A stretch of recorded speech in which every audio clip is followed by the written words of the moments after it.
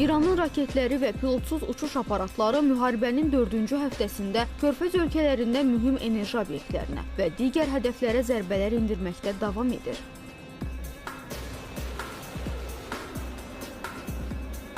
İranın ballistik raket arsenalı bölgədə ən böyüyü hesab olunur. İranın yaxın və orta mənzilli ballistik raketləri var. Həmçinin İranın quru hədəflərinə qarşı istifadə olunan müxtəlif növdə qanadlı raketləri də mövcuddur. Ballistic missiles are different from other kinds of.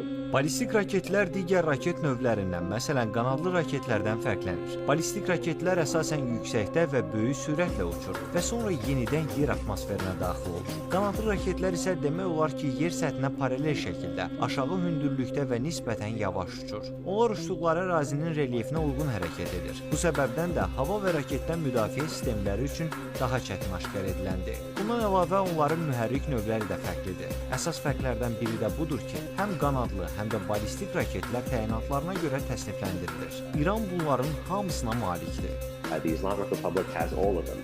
Onlar Diego Garcia istiqamətində qitələrarası ballistik raket atıblar. Bu 400 kilometr məsafə. Mən bununla bağlı daim xəbərdarlıq edirdim. Artıq onların Avropanın dərinliklərinə qədər çatdığı imkanı var. Onlar artıq Avropa ölkələrinə, Kiprə atəş açıblar. Hamını hədəf alırlar.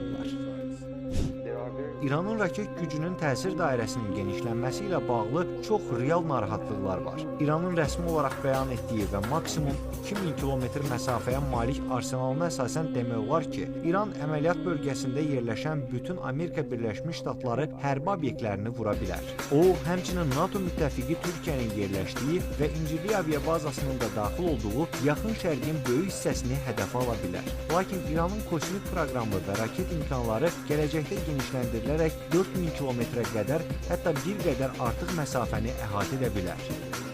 Amerika Birləşmiş Ştatları Böyük Britaniya arasında çox məxfi və birgə hərbi baza kimi fəaliyyət göstərən Diego Garcia adasına doğru atılan raketdən yola çıxaraq bu trayektoriyanı tərsinə götürsək, bu təkcə Şərqi Avropanın deyil, həm də Mərkəzi və Qərbi Avropanın ərazilərinin əhatə dairəsinə düşdüyünü göstərir. Əslində demək olar ki, bütün Avropa və ya onun mərkəzləri bu məsafə daxilindədir. Bu isə o mənaya gəlir ki, Mərkəzi və Qərbi Avropadakı NATO-nun hərbi obyektlərinin böyük hissəsi artıq İranın ballistik raketlərinin əhatə dairəsinə düşür.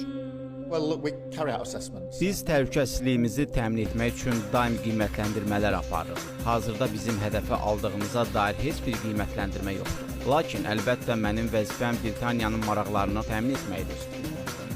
So the Islamic Republic of Iran for well over a decade has been bragging. Beləliklə, İran 10 ildən artıqdır ki, yeraltı anbarlarda, bazalarda və bunkerlərdə raket şəhərlərinə malik olduğunu açıq şəkildə bəyan edir. Bu obyektlərdə həm də ballistik raketlərin istehsalı həyata keçirilir və saxlanılır. Bu bazalar üçün yerdə xüsusi çıxış nöqtələri yaradılıb ki, raket daşıyan yük maşınları oradan çıxaraq raketləri buraxa və sonra yenidən qayıda bilsinlər. Bu obyektlərin əksəriyyəti dağların yamacları oyularaq yerləşdirilib.